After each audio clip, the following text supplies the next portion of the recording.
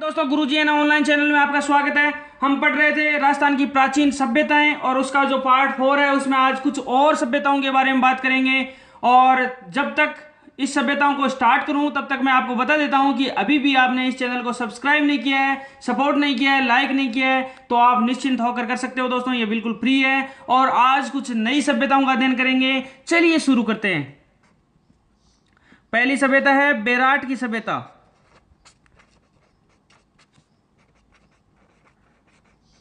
ठीक है, इसके कुछ की पॉइंट्स मैं लिखता रहूंगा और आप ज्यादा से ज्यादा सुनने की कोशिश करें इसको। ये है वो बाणगंगा नदी के मुहाने पर विकसित हुई। ठीक है, ये बेराट की सभ्यता है कहाँ? ये जयपुर में है। ठीक है, ये बाणगंगा नदी के मुहाने पर विकसित हुई, एक पॉइंट हो गया। दूसरा है ये प्राचीन जो मत्स्य जनपद था उसकी ये राजधानी था। प्राचीन मत्स्य जनपद की राजधानी विराटनगर। इसको विराटनगर को बेराट भी बोलते हैं, तो ये आप कंफ्यूज मत होना। ठीक है, विराटनगर बेराट ये एक ही बात है। चलिए बात कर लेते हैं। इसका जो प्राचीन नाम मैंने आपको बता दिया विराटनगर था और इसकी जो खोजकर्ता थे वो कैप्टन बर्ड थे। और उत्खननकर्ता की बात कर लेता हूं, इसका नाम है दयाराम साहनी। 1936-37 के आसपास इन्होंने खुदाई का कार्य किया था, वो बहुत ही उच्चतम स्तर पर। और उसके बाद में नील रतन बैनर्जी, वह इनका नाम भी उत्खननकर्ता के अंदर आता है। कैलाश नाथ दीक्षित जी। ठीक है, इन सब के ये उत्खनन करता है। और चलिए बात कर लेते हैं, अब इनके साक्ष्यों की बात करेंगे, क्या क्या बेराट की सभ्यता में मिला था अपने को। तो अपन बात कर लेते हैं प्राचीन जो मत्स्य जनपद की राजधानी जो विराटनगर मैंने आपको बताया था, इसको बेराट भी बोलते हैं, में 3 पहाड़ियां मिली थी, यानी 3 डूंगरियां मिली थी। पहली डूंगरी का नाम था बिजक की पहाड़ी। 3 पहाड़ियां मिली थी, तो मैं नाम लिखूंगा। पहली का बिजक की पहाड़ी, दूसरा भीमजी की डूंगरी, तीसरी मैं बात कर लेता हूं महादेव जी की डूंगरी, या फिर कहीं कहीं ये भी लिखा हुआ है गणेश जी की डूंगरी। तो ये 3 डूंगरियां प्राप्त हुई थी वहां से। आदि स्थानों पर क्या हुआ था, जो खुदाई की गई थी, ये खुदाई किसके समकालीन थी? ये खुदाई थी सिंधु घाटी के समकालीन या मौर्य काल के। इनमें से अवशेष प्राप्त हुए। तो इन 3 डूंगरियों पर ये खुदाई की गई थी और वहां से अपने को क्या क्या साक्ष्य मिलते हैं? ये मिलते हैं कि सिंधु घाटी के समकालीन और मौर्यकालीन के अवशेष वहां से प्राप्त होते हैं। चलिए बात कर लेते हैं बेराट के जो चारों ओर।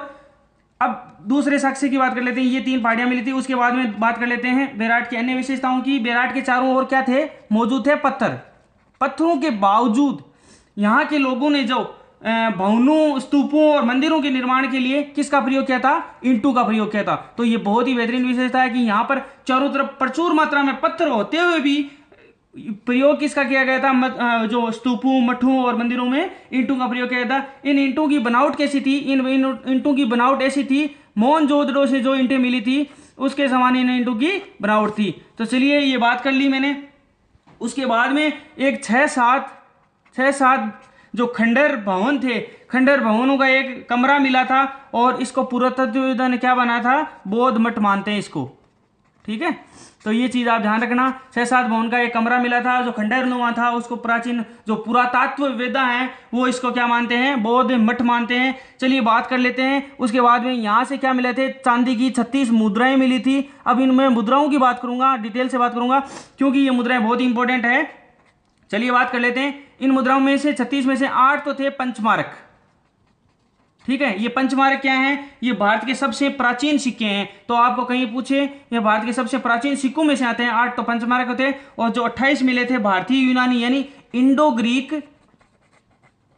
ग्रीक शासकों के जो सिक्के प्राप्त हुए थे, जो इंडो ग्रीक शासकों के अधिकार को प्रमाणित करती है कि जो ये बेराट की सभ्यता थी यहाँ पर कहीं ना कहीं यूनानी शासकों का अधिकार था। ये साबित करता है यहाँ से जो 28 सिक्के अपने को प्राप्त हुए हैं इंडो ग्रीक शैली के, इससे यह प्रभावित होता है कि बेराट में कभी भी कभी यूनानी सभ्यता का प्रमाण था, यूनानी अधिकार था यहाँ पर। ठीक है, अब बात कर लेते हैं ये जो 30 मुद्राएं प्राप्त हुई है अपने को, ये प्राप्त हुई है एक भांड था मिट्टी का, मान लीजिए इस भांड के अंदर एक सूती कपड़ा। ठीक है, ये मैं इसलिए बता रहा हूँ कि आपको कनेक्ट हो जाए इतिहास से कि वहां पर क्या था एक्चुअली में। तो ऐसा मान लीजिए एक भांड पड़ा है, उसमें सूती का कपड़ा पड़ा है और सूती कपड़े के अंदर ये 28 जो मुद्राएं हैं वो प्राप्त हुई थी। तो इससे अपने को क्या जाहिर होता है, इससे ये जाहिर होता है कि ये जो सूती कपड़ा था, यानी उस टाइम लोग सूती उन्हीं वस्तुओं के लोग जानकार थे। और यहाँ के लोग जो मैन जो निकल के आता है व्यापार के संबंधी, वो था कि यहाँ के लोग वस्त्र बुनाई जानते थे। तो मैं आपको इस माध्यम से यही बताना चाहता था कि वस्त्र बुनाई का लोगों को मालूम था, लोगों को नॉलेज था। चलिए बात कर लेते हैं, उसके बाद में बात कर लेते हैं जो बीजक की पहाड़ी है। बीजक की पहाड़ी से अशोक कालीन जो गोल बौद्ध मंदिर, गोल बौद्ध मंदिर, उसके अलावा बौद्ध स्तूप, बहुत ही इंपॉर्टेंट टॉपिक है दोस्तों, एग्जाम में आता रहता है। ये इसलिए इंपॉर्टेंट है क्योंकि ये अशोक से, हीनयान से, उनसे सबसे कनेक्ट है, इसलिए इस टॉपिक से ज़्यादा क्वेश्चन आने के चांस रहते हैं। तो गोल मंदिर, गोल बौद्ध मंदिर, बौद्ध स्तूप और बौद्ध मठ यहाँ से अवशेष मिले हैं। और कैप्टन बर्ट ने क्या खोजा था यहाँ पर, ये अब क्वेश्चन पे क्वेश्चन यहाँ पर एक झड़ी लग जाएगी क्वेश्चन आने की। कैप्टन बर्ट ने खोजा था अशोक द्वारा बाबरू शिलालेख, अशोक का ये बाबरू शिलालेख था, वो कैप्टन बर्ट ने यहाँ पर खोजा था। चलिए इस बात कर लेते हैं इस बाबरू शिलालेख की। इसमें क्या था, इसमें ये बाबरू शिलालेख क्या क्या सिद्ध करता है, ये अशोक को बौद्ध सिद्ध करता है, बौद्ध अनुयायी सिद्ध करता है। ठीक है, बौद्ध अनुयायी इसलिए सिद्ध करता है कि इसमें जो त्रिरत्न थे, और ये त्रिरत्न थे बुद्ध, धम्म और संघ। यहाँ पर अशोक ने आस्था प्रकट, ये त्रिरत्न आप जान लीजिए, बुद्ध, धम्म व संघ, इन तीनों त्रिरत्न में अशोक ने आस्था प्रकट की थी। इससे अपने को मालूम होता है कि बौद्ध, ये जो अशोक था वो बौद्ध धर्म का अनुयायी यहाँ पर ये सिद्ध होता है। ये जो बाबरू शिलालेख है ये वर्तमान में कहाँ पर है, जो एशियाटिक सोसाइटी ऑफ बंगाल है कलकत्ता में, वहाँ पर ये सुरक्षित है। चलिए ये बात हो गई बाबरू शिलालेख की। और एक बाबरू शिलालेख के बारे में जब बात हो रही है तो मैं एक आपको विशेष बात बता देता हूँ कि बाबरू शिलालेख को त्रिरत्न अभिलेख भी कहा जाता है। तो आप ये चीज ध्यान रखना, त्रिरत्न, क्योंकि मैंने यहाँ इसमें त्रिरत्न बुद्ध, धम्म और संघ की बात की गई है, तो इसको क्या कहते हैं, त्रिरत्न अभिलेख। तो ये चीज आप ध्यान रखना, कभी एग्जाम में क्वेश्चन आ जाए तो इस चीज का आप विशेष ध्यान रखना, ये बहुत इंपॉर्टेंट है। किसका द्वारा खोजा गया और बाबरू शिलालेख किसके बारे में, अशोक के बारे में, और इसमें क्या है बुद्ध, धम्म और संघ के बारे में, और ये इन सब के बारे में ये अनुयायी था, इसका पता यहाँ से बाबरू शिलालेख से अपने को पता चलता है। उसके अलावा मैंने एक चीज मैं यहाँ पर भूल गया था, वो बता देता हूँ कि इसकी जो लिपि थी वो थी ब्राह्मी।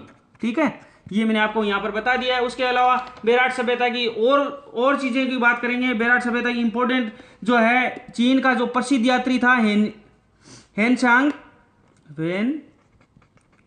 वो इस वहां पर यात्रा पर आया था और यहाँ पर हीनयान संप्रदाय का होना बताया था। तो ये एक बहुत ही इंपॉर्टेंट क्वेश्चन है कि चीन यात्री, प्रसिद्ध चीन यात्री कौन सा आया था, हेनसांग आया था, और यहाँ पर कौन सा संप्रदाय बताया उसने, हीनयान संप्रदाय बताया। और ये सब बातें उसने यूं ही नहीं की, उसने एक पुस्तक लिखी थी, उसमें उसने ये वर्णन किया था, CU की एक पुस्तक थी हेनसांग की, उसमें इसने वर्णन किया था। चलिए मैं बात कर लेता हूँ जो विराट नगर है, जो बेराट का जो प्राचीन नाम है, मत्स्य जनपद की राजधानी थी, उस विराट नगर का नाम कहाँ पर मिलता है अपने को, महाभारत में मिलता है। ऐसे बता रहा हूँ दोस्तों, ये जस्ट फॉर नॉलेज है, एक मनगढ़ंत कहानी मान लीजिए, लेकिन बुक्स में मैंने बार बार पढ़ा है ये चीजें।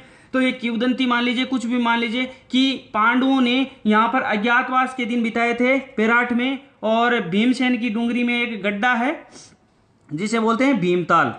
ठीक है, कहते हैं ये पांडवों, जो मैंने अभी बताया आपको, पांडवों ने यहाँ पर अज्ञातवास में दिन बिताया था, और जो यहाँ के डूंगरी में एक गड्ढा है उसका नाम है भीमताल। कहते हैं कि द्रौपदी को प्यास लगी थी, तो महाबली जो भीम था उसने वहां पर एक डूंगरी थी, वहां पर पत्थर वहां पर लात मारी थी, और लात मारने से वहां पर क्या हो गई थी, ये झील बन गई थी। तो वहां से द्रौपदी की प्यास बुझाने के लिए उसने ये सब किया था। तो ये किंवदंती है, मैंने आपको बता दी। उसके बाद में बात कर लेते हैं, जो मेन इंपॉर्टेंट बात निकल कर सामने आते हैं कि जयपुर का राजा जब अपने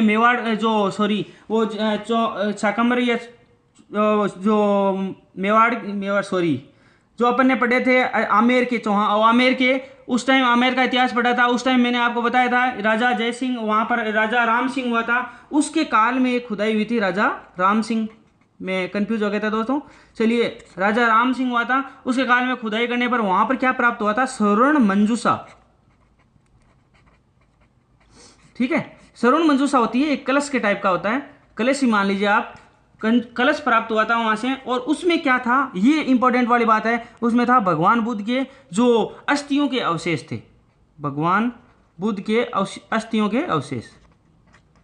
ठीक है, ये चीज़ आप ध्यान रखना। उसके अलावा वही जो प्राप्त होता है वो सबसे प्राप्त होता है। उसके अलावा मिट्टी के बने पूजा पात्र, थालियां, लोटे, मटके, खप्पर, कुड़ियाँ, ये घड़े इत्यादि आदि थे। लेकिन जो इंपॉर्टेंट बात थी मैंने यहाँ पर बता दी। उसके बाद में बात करूंगा एक सांबर जिले में ही, जयपुर की ही सभ्यता के बारे में। उसका नाम है नलियासर सभ्यता, और ये कहाँ पर है, सांबर में है। और सांबर कहाँ पर पड़ता है दोस्तों, जयपुर में पड़ता है। तो मैं आपको ज़्यादा नहीं लिखूंगा इसके बारे में। और उसके बारे में बता देता हूँ कि सांबर झील की जो निकट खुदाई से चौहान युग से पूर्व की सभ्यता का ज्ञान प्राप्त हुआ था। इसमें मोटा मोटी यह बात है, चौहान युग से पूर्व की सभ्यता का इसमें ज्ञान हुआ था। ये कहाँ पर है, ये बेसिकली इंपॉर्टेंट वाली बात है कि सांबर झील के दौरान, सांबर झील के पास खुदाई के दौरान यह प्राप्त होता है और जयपुर में है। चलिए बात कर लेते हैं। उसके अलावा जयपुर में एक सभ्यता और है, जोधपुरा की सभ्यता। जोधपुरा की सभ्यता ये भी कहाँ पर है, जयपुर में है। ये कहाँ पर है दोस्तों, ये आपको साबी नदी के किनारे, ये नदियां के किनारे वाली चीजें सिस्टम याद रखना है। ये मैचिंग वाले क्वेश्चन में आपको पूछा जा सकता है। ये साबी नदी के किनारे स्थित है, कोटपुतली तहसील है और जोधपुरा ग्राम है। चलिए उसमें भी कुछ खास नहीं है, लेकिन ये जो शुंग और कुषाणकालीन सभ्यता के अवशेष यहाँ से प्राप्त हुए हैं। तो आपको मैं बता देता हूँ, जो शुंग वंश था और जो कुषाणकालीन जो सभ्यता थी, उनके अवशेष यहाँ से प्राप्त हुए हैं। उसके अलावा जयपुर में एक सभ्यता और बसती है, उसका सिर्फ नाम मिला है मेरे को बुक्स से। उसका नाम है चीथवाड़ी सभ्यता और वह है जयपुर में। चलिए उसके बाद में बात कर लेते हैं। जयपुर की अपने 4 सभ्यताओं का अध्ययन कर लिया, बेराट की सभ्यता, नलियासर की सभ्यता, जोधपुरा की सभ्यता, चीथवाड़ी की सभ्यता। उसके बाद में बात कर लेता हूं मैं एक जो और सभ्यता है, वो है भीलवाड़ा की सभ्यताओं की बात करूंगा। उसका नाम है बागोर की सभ्यता, बागोर की सभ्यता। आज मैं भीलवाड़ा की सभ्यताओं का और अध्ययन कराऊंगा। दोस्तों मैं बताना भूल गया था, ये नक्शे के अंदर ये जयपुर था, जयपुर की सभ्यताओं का अपन ने अध्ययन कर लिया है। उसके बाद में मैं बात कर लेता हूँ, ये अजमेर है और ये भीलवाड़ा है। तो भीलवाड़ा की सभ्यताओं का अपन अभी अध्ययन करेंगे। चलिए अजमेर के जस्ट नीचे वाला भीलवाड़ा, ये मैंने जस्ट फॉर नॉलेज आपके लिए बता दिया। ये बागोर की सभ्यता की बात करेंगे। बागोर की सभ्यता के अंदर क्या था, एक तो इसमें मोटा मोट बात है, ये भीलवाड़ा, ठीक है। भीलवाड़ा में कौन सी तहसील, मांडल तहसील, ठीक है। ये तो बेसिक सी बात हो गई। उसके बाद में जो नदी की बात करेंगे, किस नदी के मुहाने पर यह सभ्यता मिली थी, कोठारी नदी, ठीक है। कोठारी नदी के तट पर यह मिली थी। उत्खनन किसने किया था, ये बेसिक सी बात है, वीरेंद्रनाथ मिश्र ने।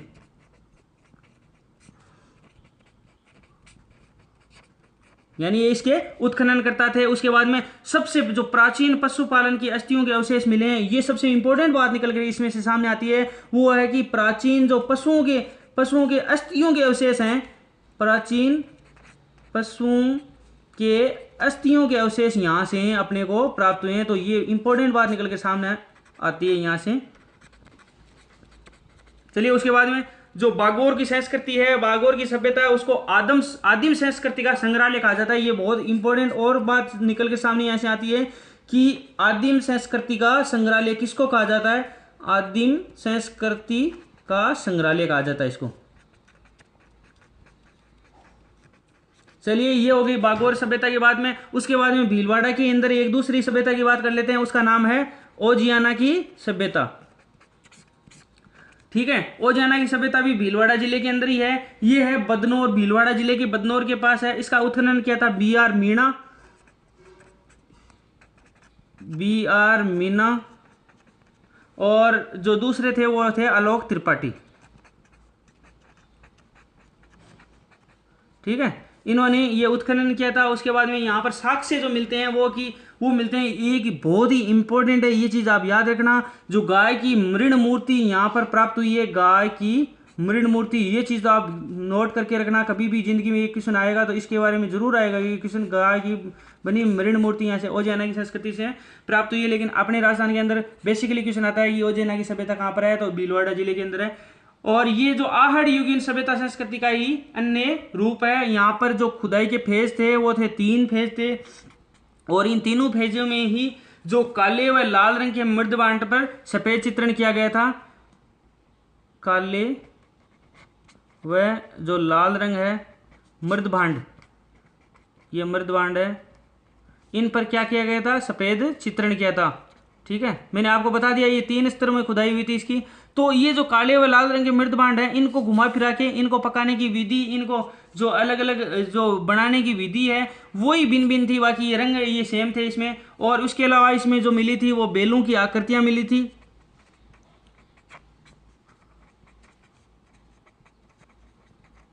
बेलों की आकृतियां मिली थी। उसके अलावा सफ़ेद चित्रित बेल जिसे ओजियाना बुल, तो ओजियाना से याद आया, ओजियाना से आपको याद आ जाएगा यहाँ पर ओजियाना बुल मिला था और उस सफ़ेद चित्रित बेल था। उसके अलावा भीलवाड़ा में एक सभ्यता और बसती है, उसका नाम है दोस्तों जहाजपुर की सभ्यता।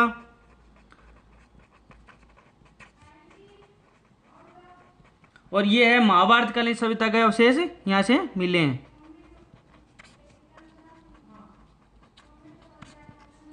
ठीक है, ये भीलवाड़ा में अवशेष मिले हैं। उसके बाद में चलिए दोस्तों, आपका बहुत बहुत धन्यवाद इस वीडियो को सुनने के लिए। आप नीचे जाके कमेंट कीजिए, सब्सक्राइब कीजिए और अपने आसपास सफाई जरूर रखिए दोस्तों। धन्यवाद।